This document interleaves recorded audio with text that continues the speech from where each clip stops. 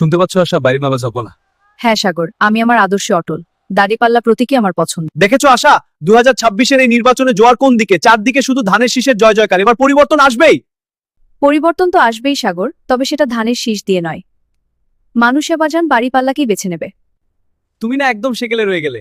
আধুনিক রাজনীতি যেদিকে তাকাও, ধানের শীষই এখন মানুষের ভরসা। সত্যি, রাজনীতি সেকেলে বা আধুনিক নয় সাগর, রাজনীতি হওয়া উচিত আদর্শের। আমি মনে করি দাড়িপাল্লায় সাম্য আর নীতির কথা বলে। আমার প্রার্থীর লিফলেটটা দেখো, উনি মহিলাদের জন্য অনেক কাজ করছেন, কিন্তু আমার প্রার্থী। সেটা হলো তো আমরা শহরের উন্নয়নও চাই। এই প্রার্থীর শিক্ষাগত যোগ্যতা দেখেছে? হ্যাঁ, কিন্তু অভিজ্ঞতার দিক থেকে আমারটা এগিয়ে। সেটা ঠিক, কিন্তু উন্নয়নের পরিকল্পনাগুলো সেগুলোও ভালো।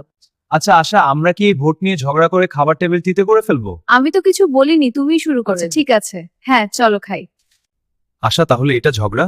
না সাগর, এটা ঝগড়া নয়, এটাই তো গণতন্ত্র। তুমি তোমার ভোট দেবে, আমি আমার। ঠিক বলেছো। আমাদের ঘরেই যদি আমরা ভিন্ন মতকে সম্মান না করি, আর তুমি দাড়িপাল্লা দিত কারণ তোমার বিশ্বাস সেখানে। We did it. Yes, I'm so proud of us. Let's go. শেষ পর্যন্ত দিয়ে দিলে তো দাড়িপাল্লায়? হ্যাঁ দিয়েছি, তুই? অবশ্যই, একদম শেষ মুহূর্তে। ভালো, অবশ্যই। আর তুমিও তো ধানের শীষেই, কিন্তু সাথে আমরা কিন্তু একসাথে ঘরেই ফিরছি। প্রতীক যার যার, দেশটা আমাদের সবার। একদম ঠিক। ভোট মানেই মারামারি বা বিভেদ নয়। এর দেশের বাংলাদেশ এটাই দেখুক যে ভিন্ন মতই আমরা শান্তিতে থাকতে পারি। ভোট দিয়ে এলাম। হ্যাঁ খুব ভালো লাগছে। এবার বাড়ি যাই। চলো। হ্যাঁ চল। ভোট দিয়ে ভালো লাগছে। ঠিক বলেছো।